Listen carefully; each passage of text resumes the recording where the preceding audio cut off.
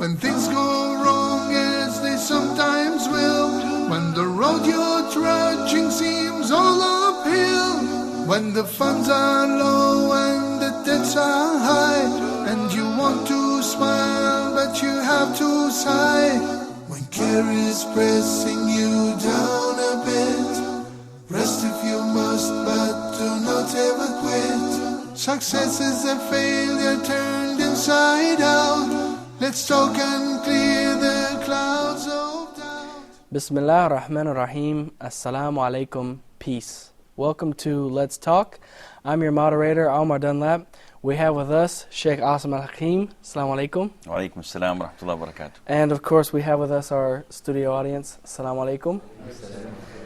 Today we're going to be discussing the topic of spirituality and finding peace. And before we go any further, I'm going to hand it over to Sheikh Asim to give us his 10 minutes of reflection. Bismillah ar-Rahman ar-Rahim. Alhamdulillah Rabbil Alameen. Wa sallallahu wa sallam wa baraka ala abdihi wa rasulihi al-Amin. Nabiyyina Muhammadin wa ala alihi wa sahbihi ajma'in. The terminology itself, spirituality, does not exist in Islam. So it is taken from other religions, from philosophies and other nations before us. Nevertheless, the concept is there because a human being is composed of two things, the spirit and the body. And Islam elevates the spirit, and it might reach close to the levels of the angels if the individual follows the Quran and the Sunnah as the Prophet ﷺ brought it to us. And it can descend to the level of animals if an individual neglects the Quran and Sunnah and follows his desires. In Sahih Muslim, one of the companions by the name of Hanzala met Abu Bakr once. And he said, Abu Bakr, Hanzala has become a hypocrite. And Abu Bakr was astonished. What are you talking about? He said, Abu Bakr, when I go to the Prophet ﷺ, and he speaks to us, and he teaches us Islam, and he recites the Quran to us, I feel as if my spirit is so high, I'm a true believer. But the minute I go back home, and I see the wives and the children and the farms, and I get indulged with the worldly matters, I feel a different person. And I have no other interpretation to that except I've become a hypocrite. Abu Bakr, may Allah be pleased with him, said, well, I believe this makes two of us. Tell you what, we have a problem, we have a crisis. Let's go to the Prophet ﷺ. And they went to the Prophet ﷺ, and he told him exactly what he told Abu Bakr. The Prophet said ﷺ, by Allah, had you been with your families exactly as you are with me, then you would have seen the angels in plain daylight and you would have shook hands with them. But an hour and an hour, meaning an hour to worshipping Allah Azza wa Jal, to remembering Allah Subhanahu wa Ta'ala, and an hour for your worldly matters that it's a necessity for you to look after. Of course, nowadays, everyone knows an hour and an hour. An hour for your Lord and an hour for your devil. It's not this way at all. The Prophet ﷺ is telling us that you have to refresh yourself every now and then. It's not only worshipping Allah Azza wa Jal, though the concept itself is there. Our life is 24/7 worshipping Allah. When I'm at the office, I'm worshipping Allah. When I'm at the gym, I'm worshipping Allah. When I'm taking my kids to recreate them or whatever, I'm worshipping Allah as well. So it is this way and that way. That's why if you look at spirituality from an Islamic perspective, you'd find that the Quran and the Sunnah are working towards this concept. in purifying the soul, in elevating your iman. And this is what Ahlul Sunnah, those who follow the Sunnah and the Al-Jama'ah, believe in, that iman increases and it decreases. You could wake up in the morning feeling that I have the power and the iman to conquer the whole world. I can do a difference. I can change the world. And sometimes you wake up in the morning and say, am I a Muslim? I feel so bad, feel so depressed. How does this happen? Scholars say that iman is increased, your belief, your faith in Allah is increased with good deeds, yet it decreases with bad deeds. That is why the Prophet ﷺ, if you look at the first 13 years of his message in Mecca, what were the legislations that he brought to the Muslims? Almost negligible. There were no prayers except at the very end. No zakah, no fasting, no pilgrimage, no umrah. Then what did he do throughout these 13 years? He tried to purify their belief, and he gave them tawheed. He taught them who Allah was. And that is why in these 13 years, he brought to them what most Muslims nowadays neglect, which is the most important thing, tawheed. Whenever we want to travel somewhere, we take all the brochures, we know all the hotels, we know all the resorts, we know all the sightseeing places.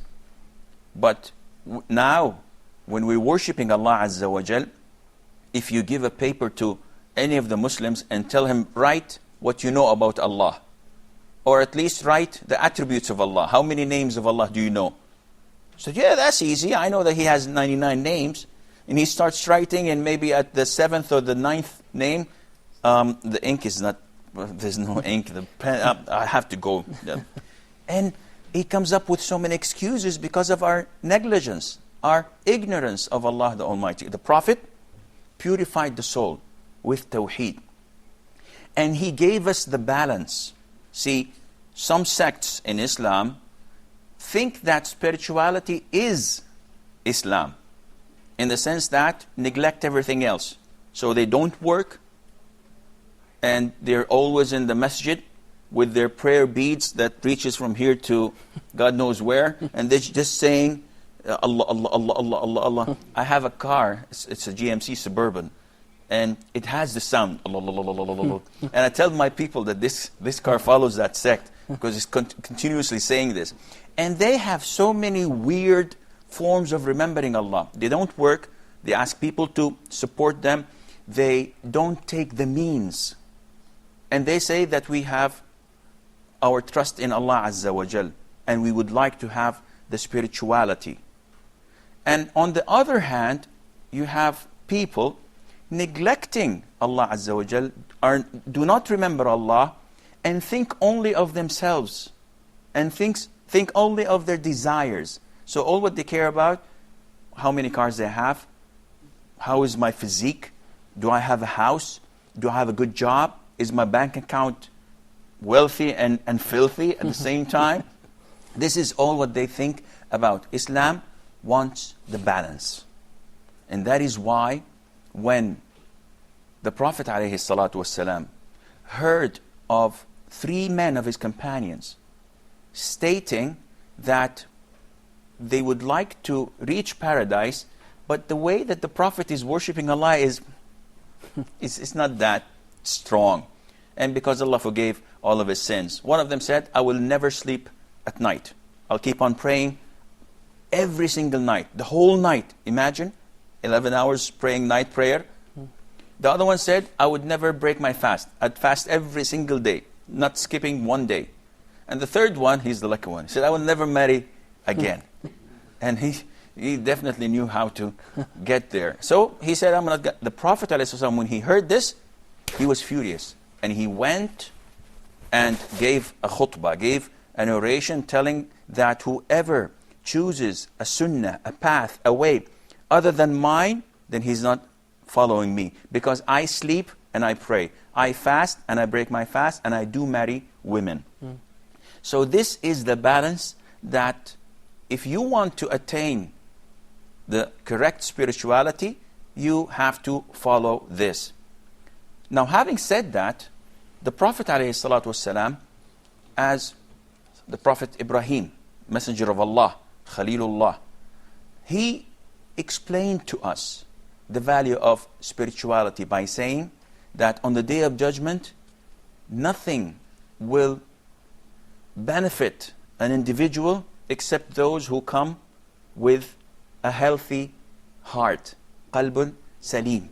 And this healthy or pure heart is the one that has no desires in it, that goes against Allah's will, of course, because you cannot live without desires.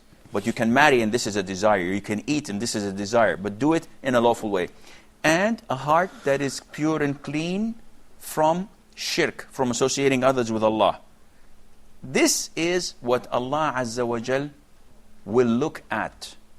And that is why in Sahih Muslim, the Prophet said, alayhi salatu wasalam, Allah does not look at your bodies and at your wealth. So don't spend so much time in the gym and don't care about your bank account. But Allah will look at your hearts and at your deeds. And this, how we learn the balance. You have to try your best, seek Allah's pleasure. You have to try your best to feed your kids, because the Prophet ﷺ, to those who did not work and decided to give all their money for charity, he said, no, keep some for your children, for your family. A dinar or a dirham that you give to your family is the best. Then the ones that you give to your relatives, and then the one that you give to poor people. But the best is the one that you give to your family. So it's the balance that we are looking for. Right, very well. Well, we're going to take a quick break, so don't go anywhere. We'll be right back. You're watching Let's Talk.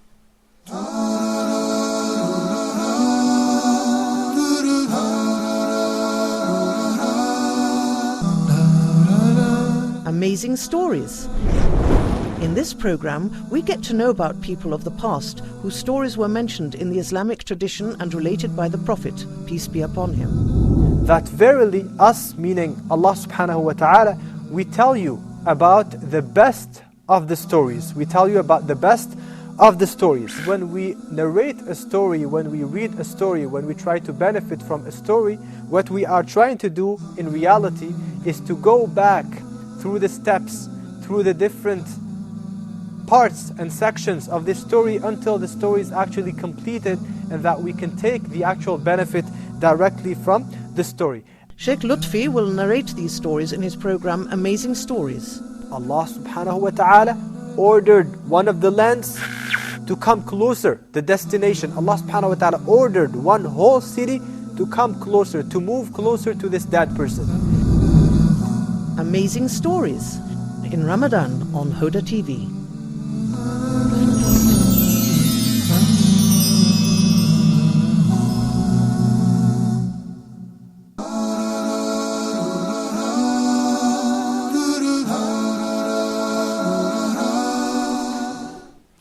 Bismillah. Welcome back to Let's Talk. Today we're discussing spirituality and finding peace. Before we go any further, we're going to take a look at some questions that we've asked some of our fellow Muslims. We asked them, would you say that you've achieved tranquility or peace in your life? We also asked, what are some good ways to achieve peace in your life? And also, what are some bad ways? I mean, there's good things and bad things we can do in seeking peace. So we're going to take a look at their answers, inshallah.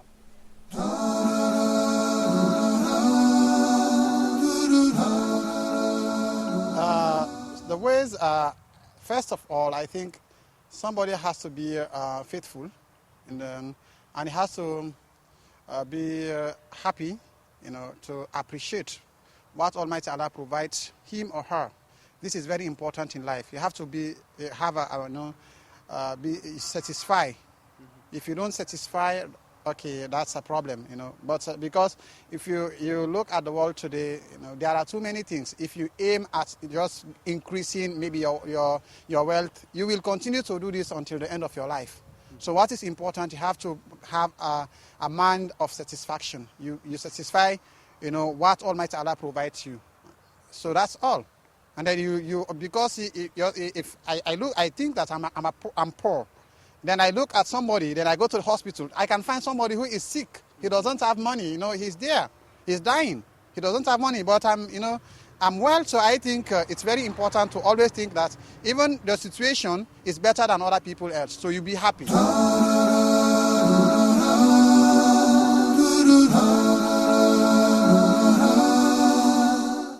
Okay, well, that was a very interesting answer. I think one of the things that stood out to me was he said that being content with what Allah subhanahu wa ta'ala gives you. Because if you're constantly seeking wealth, you'll just continue to have this desire and it will grow out of whack and keep going until you die, So being content, what are your thoughts on that answer? Definitely it's not the one, right? But it's one of so many. See, the Prophet ﷺ, he found peace in what? Do you remember? In prayers. The Prophet said, ﷺ, and I found my satisfaction and peace within prayers. And the hadith goes like, whenever the Prophet ﷺ had something that worried him, he would go and pray. Now, among the things that draw spirituality or tranquility is to be satisfied with what you are in the sense that not to mean that we should be weak and vulnerable and let people step over us and say, come on, you want spirituality? Let them step over you. No, this is not the right way of doing it. But it is one of the means of being satisfied with what Allah has given you. Yet you have to look at other means of attaining spirituality. Allah mentions in Surah Al-Ra'd that the believers, they will find peace and tranquility in remembering Allah. Because in remembering Allah, you will get this tranquility and peace. Nowadays, if you ask people about the things that lead them to this spirituality, if they're not practicing, they probably say drugs. Others would find their peace of mind in watching movies. And I know a kid who watches movies like 6 or 7 of them a day. And he's having fun. So he thinks. This form of tranquility or spirituality is something that it does not last. And that is why after you finish the first movie, the first thing that comes to your mind is, I'm bored. So you kill your boredom with another one and another one until you bite the dust. So this is not the right way of getting spirituality. You have to know, and you have to be faithful in this, that spirituality cannot be attained except through Allah. Because He is the one who gives you the peace of mind, the tranquility that you're feeling. And whenever you do what He asks you to do and stay away from the things that He told you not to do, then you will get spirituality and the peace of mind that you're looking for. Some people might be watching this, maybe they're non-Muslim or they're a Muslim and maybe they're not where they should be. And they listen to what you're saying, that true peace comes from Allah subhanahu wa ta'ala and this sort of thing. But still, sometimes it's hard for that person to submit and accept that because maybe they haven't experienced it. So how can is there any way to convince them other than their own personal experience? What could we say to them? I've met a lot of non-Muslims. And a couple of days ago, while I was working in the gym, someone came to me and asking me about Islam.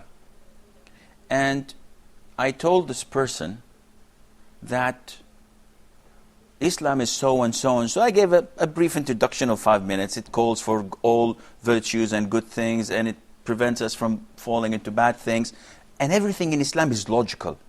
There's nothing that people would come and say, listen, I don't like this. 99.9% every human being likes it. But there is a 0.1 percent that maybe it would raise the eyebrows a bit, and they would find it a little bit too hard to swallow. So I told this person about the tranquility and peace. And while I was talking, and I was telling this person, don't you feel sometimes depressed?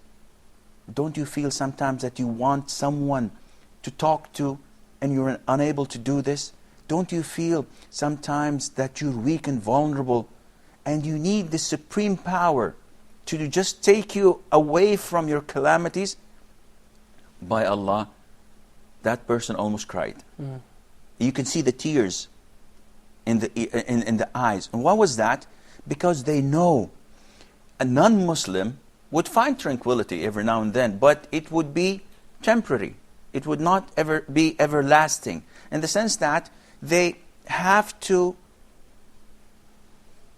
do things to attain this temporary tranquility or spirituality and peace of mind. As I said, it's either in drugs, in entertainment, in listening to music, anything that they would find that would take their minds off the reality that they're living in. Right. The Muslims, it's the other way around. Whatever they do, they see that they are servants of Allah and fulfilling the will of Allah by obeying Him. So whatever happens, I'm within the system. It's Allah's decree. He preordained this, and I'm having fun because I know that Allah would not choose anything that is not good for me.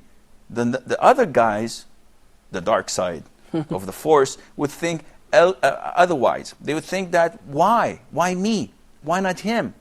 And they start to complain and not be, as in the report, satisfied with what Allah Azza wa Jal has given them. Very well.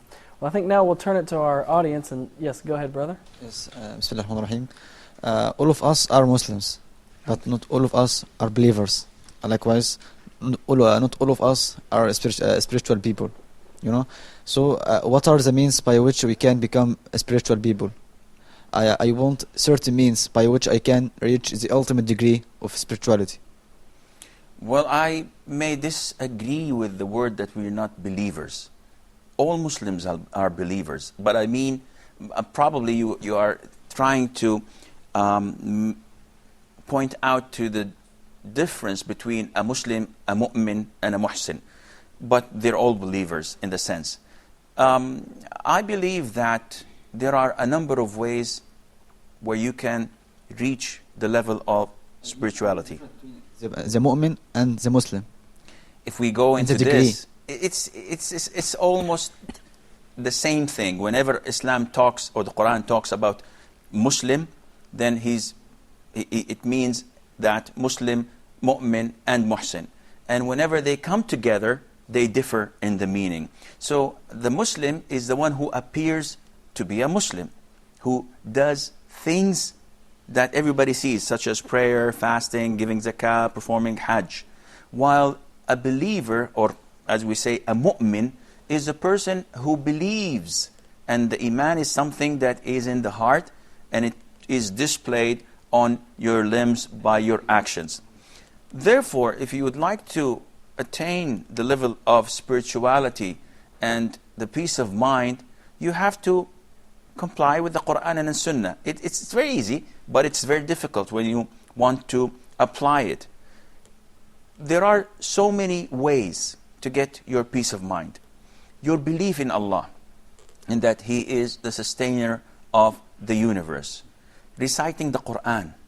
This goes way up high in your iman, because it is what Allah instructed the Prophet ﷺ so that it would make him firm and make his heart firm on Islam. Also remembering Allah all the time, in the morning, in the evening, in the afternoons, before you go to bed, saying the adhkar, before you go out of your house, when you ride your car, when you do this, when you do that. Everything around you is worshipping Allah. And while giving the adhkar, you feel this unity, not the unity with the Allah Azza wa Jal, God forbids that the people say. No, the unity that all servants of Allah are worshipping Him. Among the very beautiful things that raises your spirituality is the seerah of the Prophet ﷺ.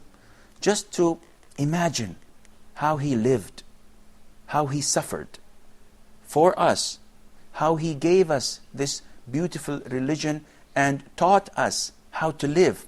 We were nothing before the existence of the Prophet ﷺ. We were animals.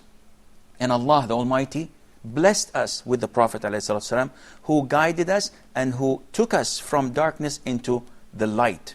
So when you go through his seerah, when you go through his biography and see how he dealt with the others, how he performed his different forms of worship, how he gave advice to people. Aisha, may Allah be pleased with her, our mother, says that the Prophet ﷺ did not pray sitting down until he was overwhelmed by the people. Meaning that he used to go to the masjid, he used to walk in the streets, he used to be with his companions, but the people overwhelmed him with their questions, with their problems, with their social affairs, consulting him to the level that he went back home at night. He was wasted, completely drawn out of all the power he had. He could not pray standing up. He had to pray sitting down. So these are some of the means that you can reach spirituality. And I believe that a very important aspect would be staying away from sin. This is very important. You cannot have it both ways, torn between two lovers, feeling like a fool.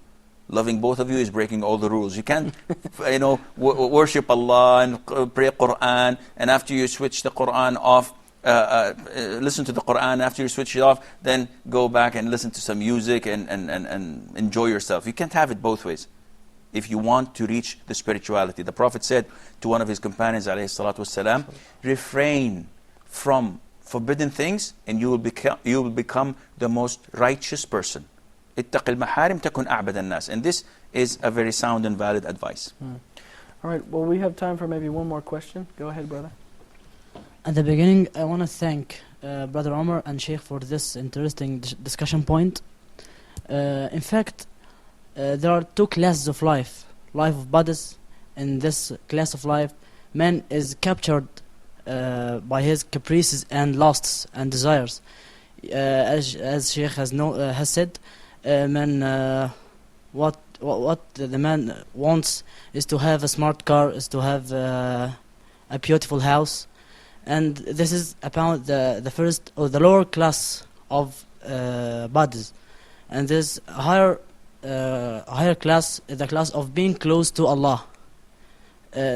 So my question is, how can man elevate himself from this narrow scope of being captured by his lusts and desires to the broad one of being close to Allah?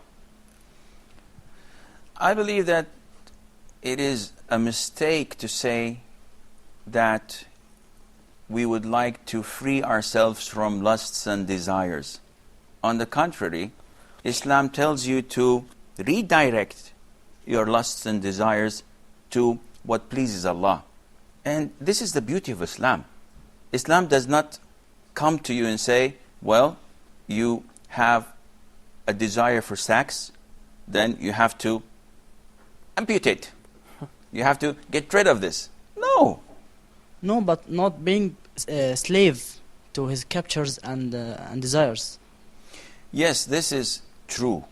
Islam does not want you to be enslaved to your worldly desires. But at the same time, Islam tells you what to do with them.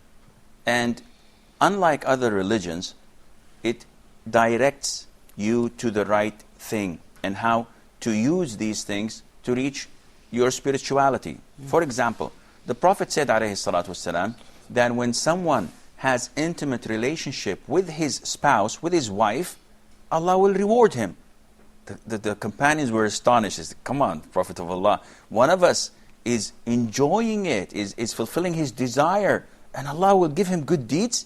The Prophet said, yes. If he puts it in something that is forbidden, he'll be punished for it. And likewise, if he does it in something that's recommended or permissible, then he'll be rewarded for it. And this is how the positive way of looking at desires. Allah doesn't want us to live in the desert and not enjoying ourselves. Allah Azza wa Jal wants us to utilize whatever He created to help us worship Him as He directed us in the Quran and in the Sunnah. Very good. We're going to go to a quick break, so don't go anywhere. We'll be right back, inshallah. You're watching Let's Talk.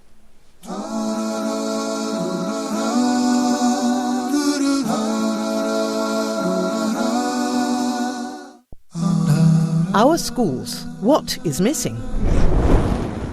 Join Dr. Mamdoor Muhammad in Our Schools. What is missing? He will be discussing the most common mistakes made in our educational systems. What type of teaching they teach him, what they say to him, what books they select for him to read, what things that he listens to, what games that he begins to play with. How to perfect the work in the school. Our goal is to improve our school. And we'll see practical solutions from the Book of Allah and the Sunnah of His Messenger. Most of the criteria for success for us had been designed for us by our Creator. Our Schools. What is missing? In Ramadan on Hoda TV.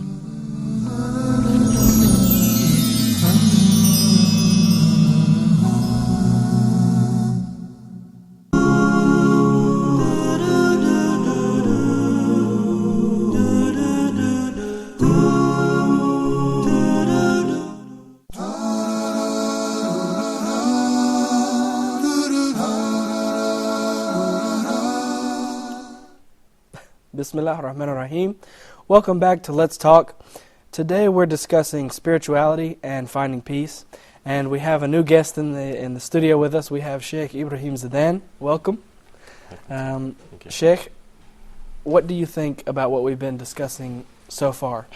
Bismillah, alhamdulillah, wa salatu wa salam ala rasulullah.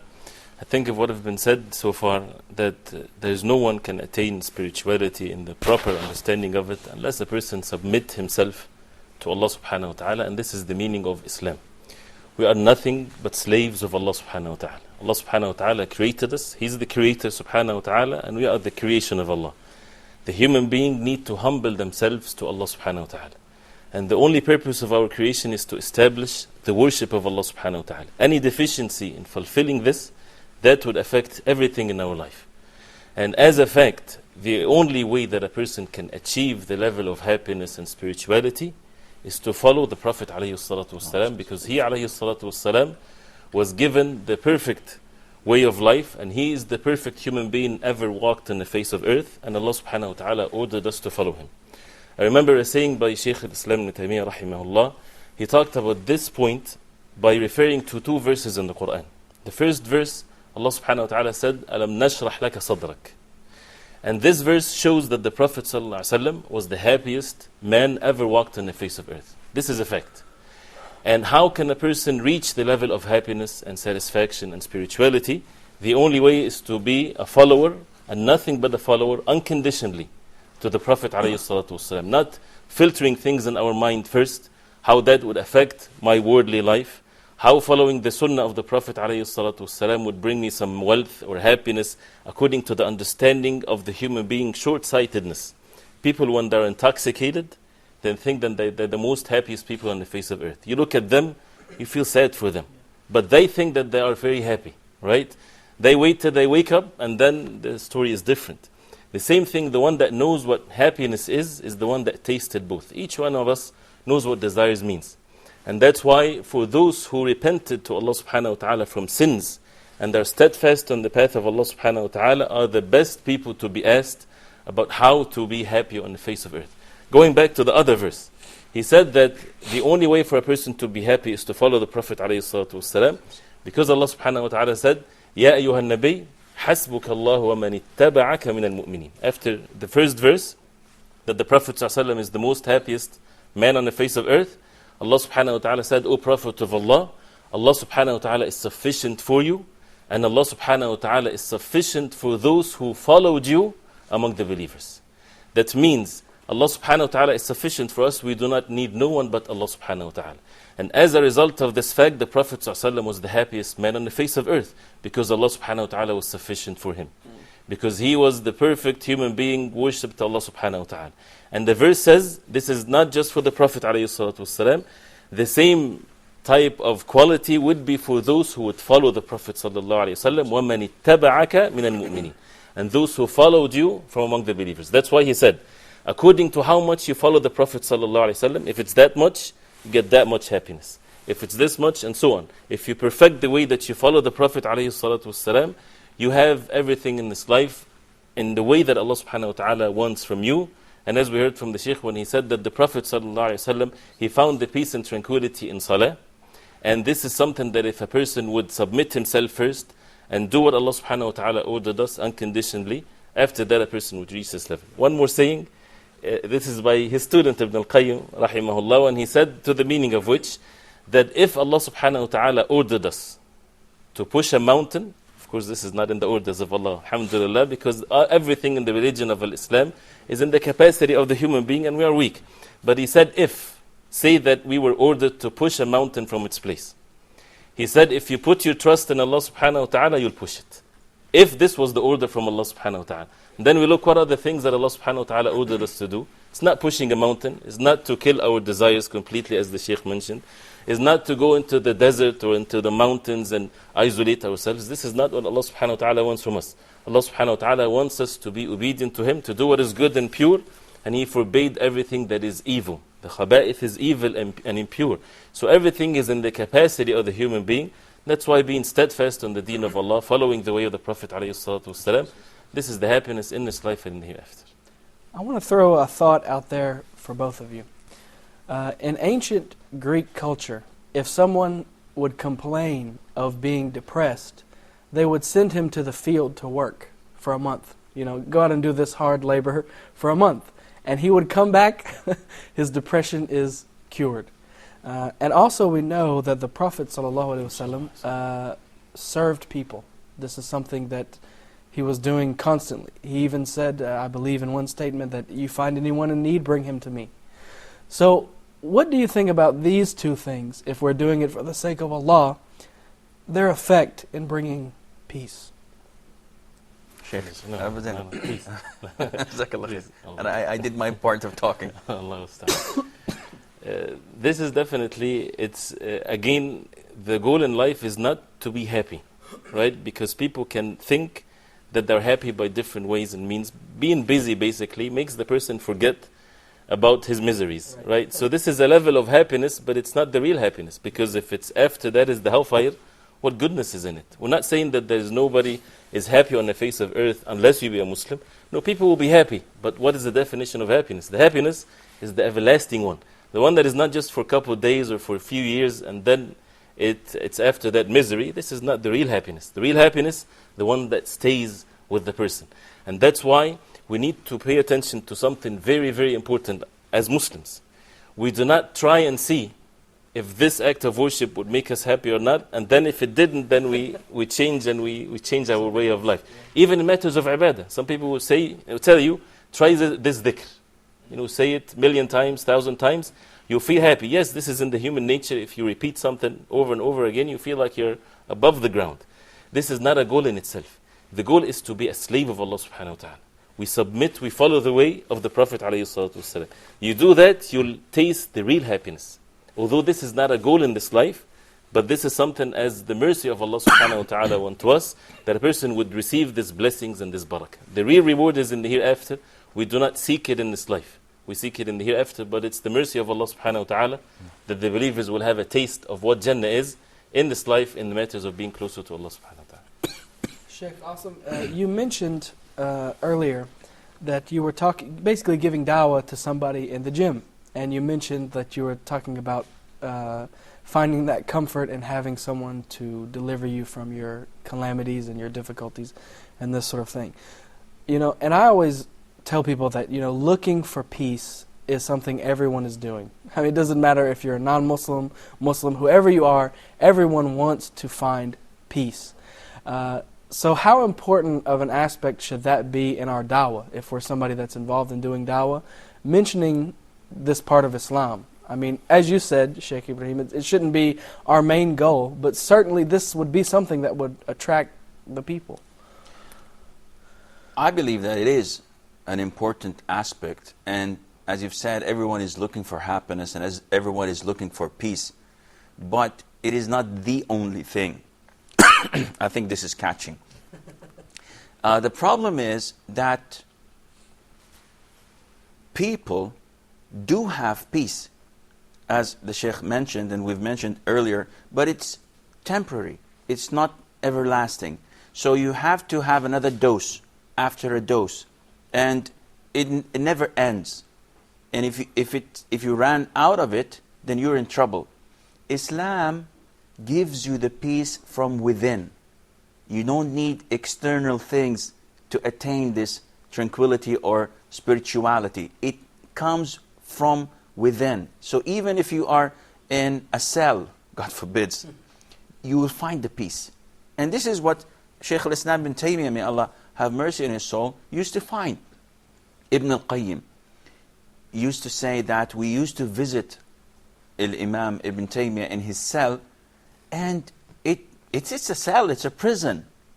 He's incarcerated for like 20 years, 18 years, and yet we had never seen anyone in high spirit and in tranquility as Imam Ibn Taymiyyah.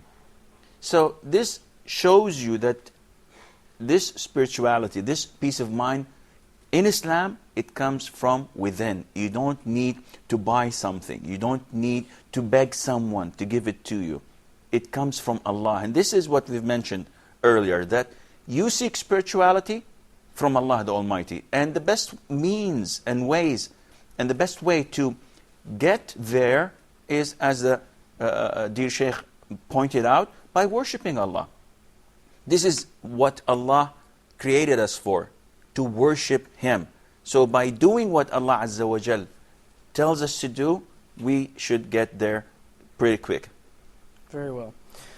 There's an example in my mind, can I say it? Please. A person that is indulged into the affairs of this life, and he's intoxicated and happy and committing sins. You remind him of death, and you keep begging him or bugging him with death, death, death. That will make him comfortable, right? Right. Come to someone that is steadfast on the deen of Islam and mention the word death. That does not make him misery. That actually, it makes him comfort that he's doing what Allah subhanahu wa ta'ala wants him to do. So at all means, whether it's something bad happens to him or something good to him, he's always in peace and contentment. And practicality in life and examples in our life, we see so many cases of that, and I've seen so many people. If the program is long, I will tell you some of them, inshallah. I want to ask your opinions on both of this. There may be some non-Muslims watching, and they will say, okay, Islam says that you worship Allah and you will find peace. But the Christian pastor down the street tells me the same thing. If I go into his church and worship Jesus, I will find peace. And the Buddhist guy that I know tells me that if I go in his convent and shave my head and put on these robes and plant some flowers, I'll find peace. And so what do you have that's different? How can I know that you have the real deal, as they say? So we'll start with you, Sheikh Asim, and then we'll get your input as well, Sheikh Ibrahim. In the late 70s, I remember, and I always use this example, I remember that there was this commercial in the States where 3 old women, one tall, medium, and short, they come and they find this big loaf of bread. It's a cheeseburger's advertisement. And the biggest one says, a big loaf of bread. And the medium height one says, and they're very old, like in their 90s. She says, yes, a big, big loaf of bread. The shortest one comes and lifts the top and says, a big loaf of bread, but where's the beef? And this is exactly what anyone who goes to these places should ask. Yes, I go to the pastor, I go to the synagogue, I go to this temple, I go to this masjid. Where is the beef? You try. Ask those Muslims who've reverted to Islam. I know a lot of them who were Buddhist, Hindus, then went to Hare Krishna, went to being so and so and so, and they ended up accepting Islam. And they have a vast experience. And they'll tell you that this is the religion we find ourselves in. Now, look at how many people accept Islam. And there's no one accepting Islam at gunpoint. There's no compulsion in religion. And when you come to Islam, nobody gives you money. And you don't have to obey this scholar or prostrate or bow to this individual. It's between you and Allah. Look at how many people accept Islam, and look at how many people accept other religions. You'll never find a Muslim refuting his Islam and going to another religion. There are black sheep in the family, but they are one out of, let's assume, 100 million. And I'm not exaggerating. Right. A 1 in 100 million, probably fine. But in other religions, it's the other way around. People are fleeing their religions and coming to Islam. Even after 9/11, when everybody thought that this is going to destroy Islam. Now this is the worst PR anyone could do for Islam. On the same month, almost 30,000 people accepted Islam. And Sheikh Google was overwhelmed with questions from all over the world about what Islam is. Yeah. So I believe that this is the way I see it. And I don't know, Sheikh Ibrahim. Oh, mashallah. That's true, mashallah. And another thing is Allah subhanahu wa ta'ala mentioned in the Quran, فَمَنْ زُيِّنَ لَهُ سُوءُ عَمَلِهِ فَرَآهُ حَسَنًا, that sometimes the evil actions of people will be adorned for them. And this is the real misery in life. When a person thinks that he's on the truth and it's actually falsehood, but it's been beautified. How can we then find the truth? People need to search for the truth first, regardless of feelings. Feelings comes in the way and makes the person blind, makes him deaf.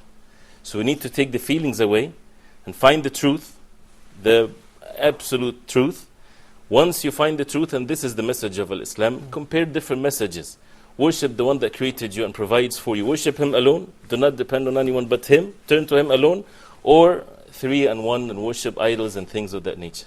Which one would a person in the jungle somewhere, never been introduced to any religion, would accept?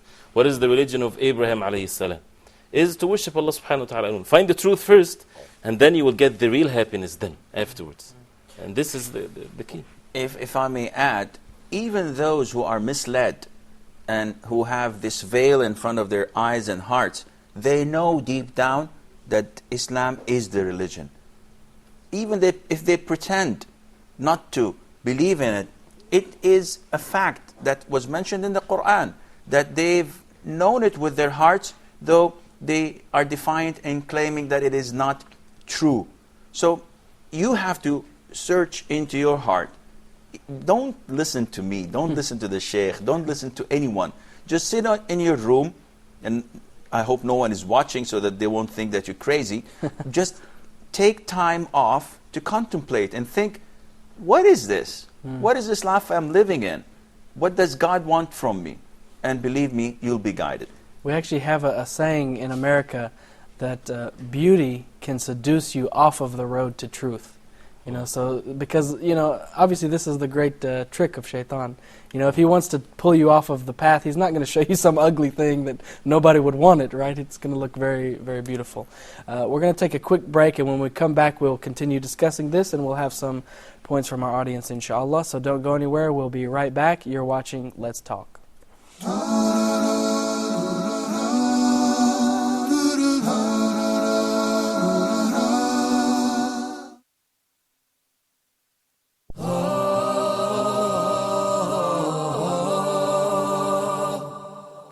The Philosophy of Islamic Law, a program for restoring belief and trust within Muslims' mind and heart, and for re-establishing a true concept about Islamic rules for others.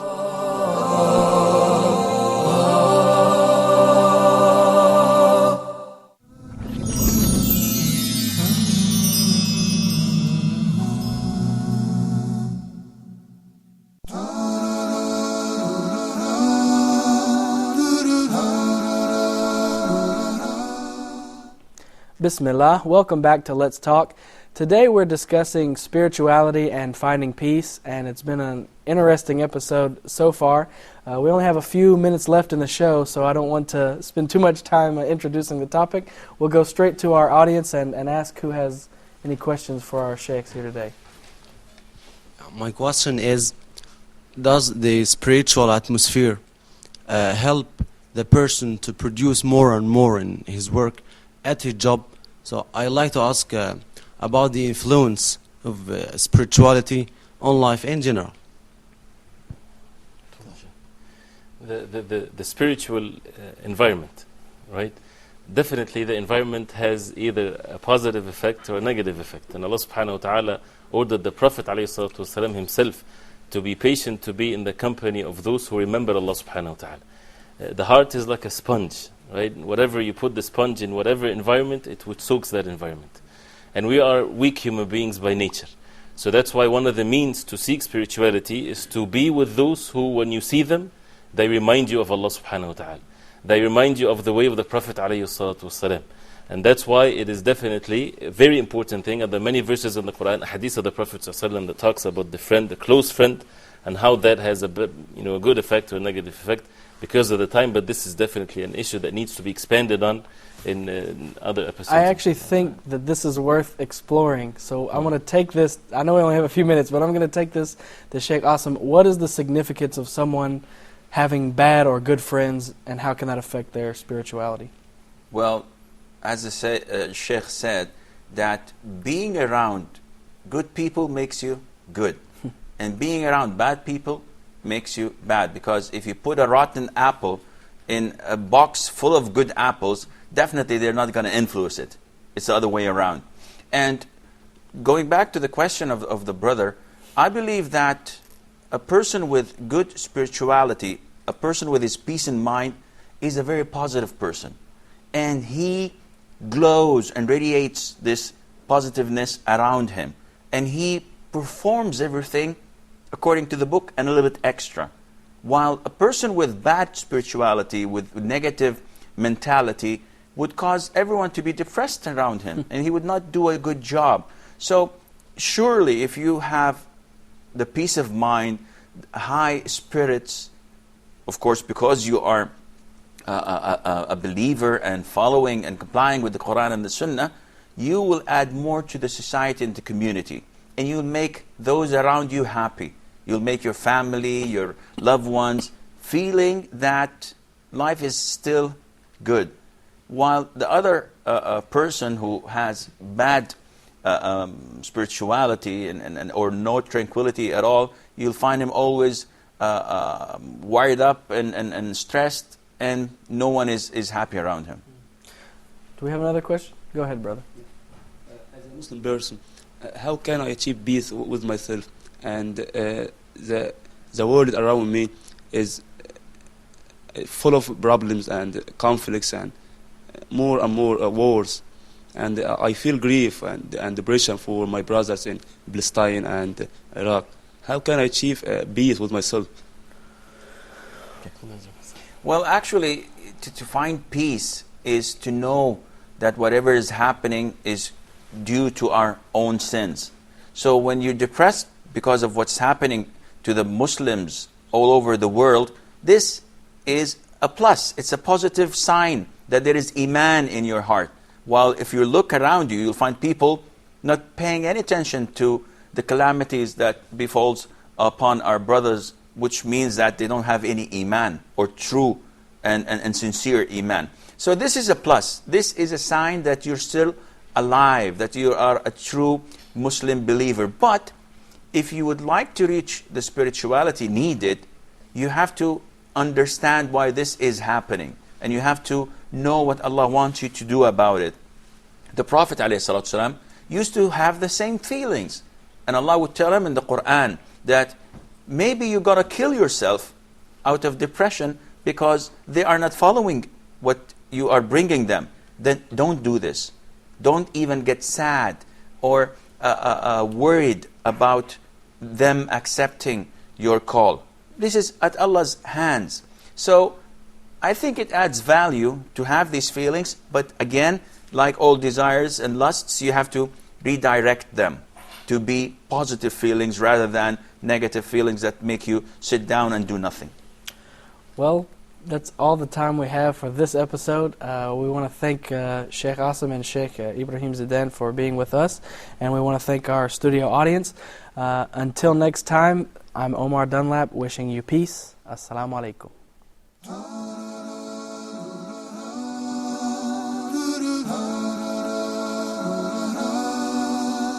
When things go wrong, as they sometimes will, when the road you're trudging seems all uphill, when things go wrong, as they sometimes will, when the road you're trudging seems all uphill, when the funds are low and the debts are high, and you want to smile but you have to sigh, when care is pressing you down a bit, rest if you must, but do not ever quit. Success is a failure turned inside out. Let's talk and clear the clouds of doubt. Success is a failure turned inside out. Let's talk and clear the